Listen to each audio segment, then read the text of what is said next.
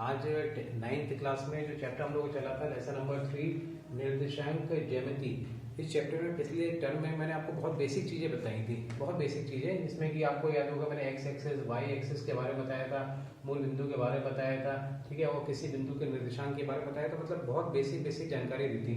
तो आज हम जो एक्सरसाइज 3.2 है उसमें एक्सरसाइज में किस तरह के क्वेश्चन है, तो उस क्वेश्चंस को हम पहले तो एक एग्जांपल है, एग्जांपल नंबर 1 वो डिस्कस करते हैं और फिर एक एक्सरसाइज का क्वेश्चन देखते हैं। तो आते हैं उसके लिए। आप देखिए मैंने एग्जांपल जो 1 है उसमें ये दिया हुआ है कि दी गई आकृति में, ठीक है, ये आपको आकृति एग्जांपल में दी हुई है और इस आकृति में कुछ चीजें पूछी जा रही हैं, जैसे कि इस बी बिंदु के निर्देशांक क्या होंगे, एम के निर्देशांक क्या होंगे, तो ये सब चीजें हम लोग डिस्कस करते हैं। तो सबसे पहले इस डायग्राम को जरा ध्यान से देखिए, हमने क्या कर रखा है एग्जांपल में x और x से x ये आपकी x एक्सिस हो गई, y से y डैश तक ये y एक्सिस हो गई।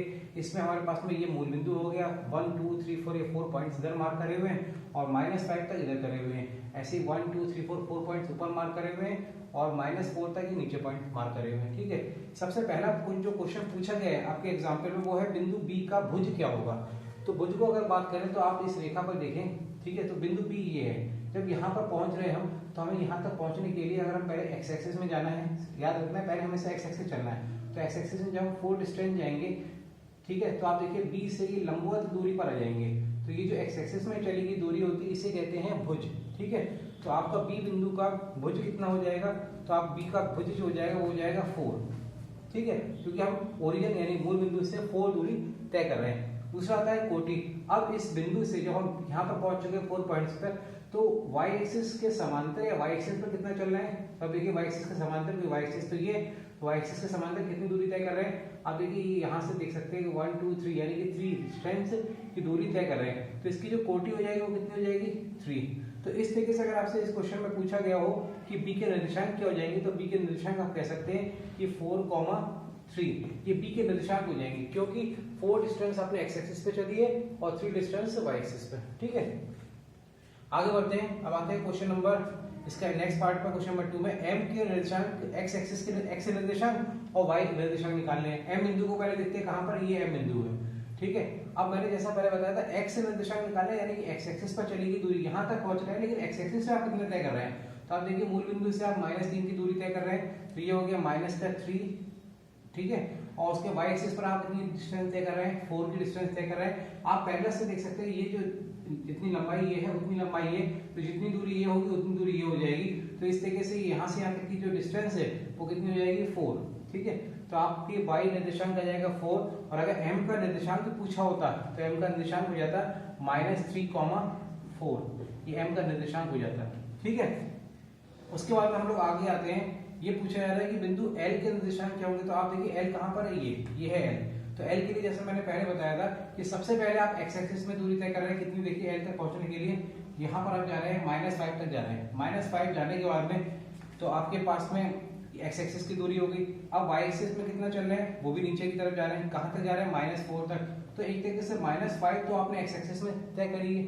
वो अलग बात है कि आप माइनस डायरेक्शन नेगेटिव डायरेक्शन तय करेंगे तो ये डिस्टेंस -5 मानी जाएगी, ठीक है।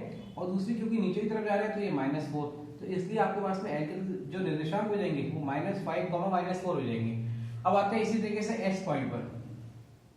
S पॉइंट पर अगर देखें तो ये रहा S पॉइंट। तो आप देखें मूल बिंदु से पहले जब आप 3 की डिस्टेंस तय करेंगे, 3 यानी कि ये भुज हो गया। अब आगे आप कोटि के लिए आपको नीचे जाना पड़ेगा, तो कोटि मतलब y एक्सिस के समांतर या y एक्सिस, मैंने जैसा बताया था।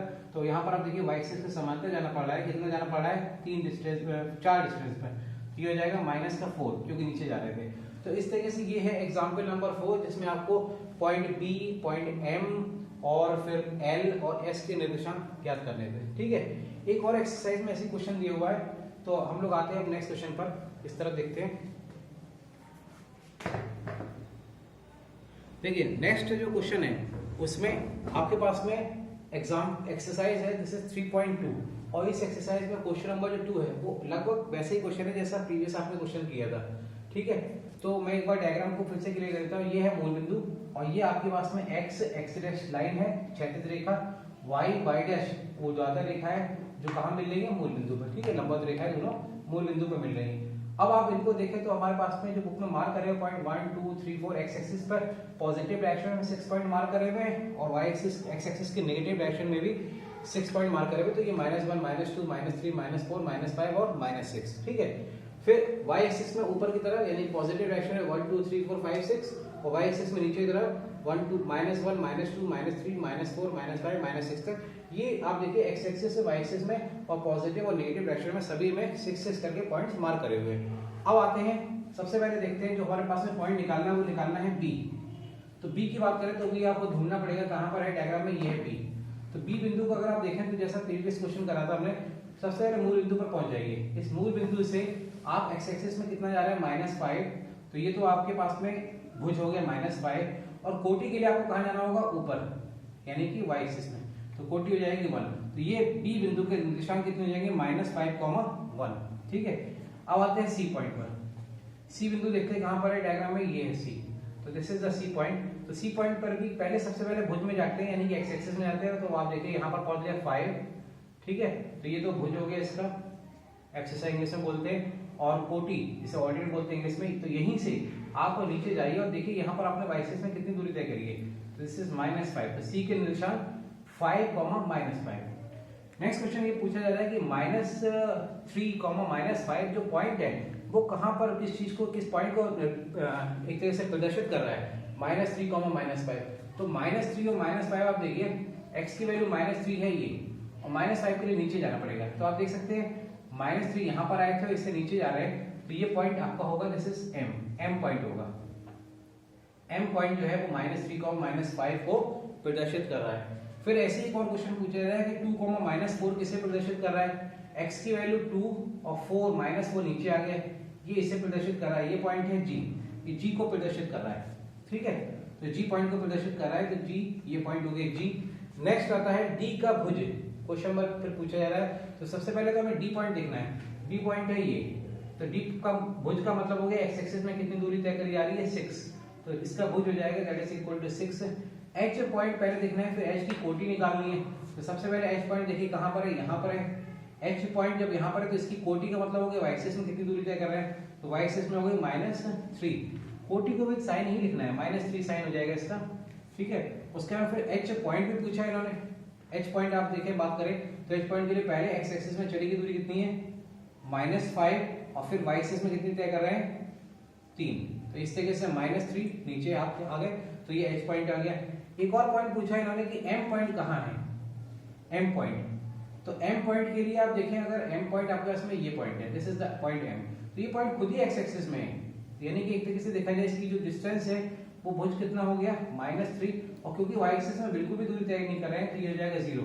और इसी बात में एक पॉइंट और मैं अपनी तरफ से लिख दे रहा हूँ। तो 9 पॉइंट में इन्होंने पूछा कि सपोज ये मान लीजिए l के निर्देशांक क्या होंगे। तो l जब पहुंचेंगे तो आप देखिए x, क्योंकि मूल बिंदु से आपने x एक्सिस में ना इधर चल रहे हैं ना इधर चल रहा है, ना लेफ्ट हैंड साइड जा रहा है ना राइट हैंड साइड जा रहा है, केवल आपको ऊपर जाना है।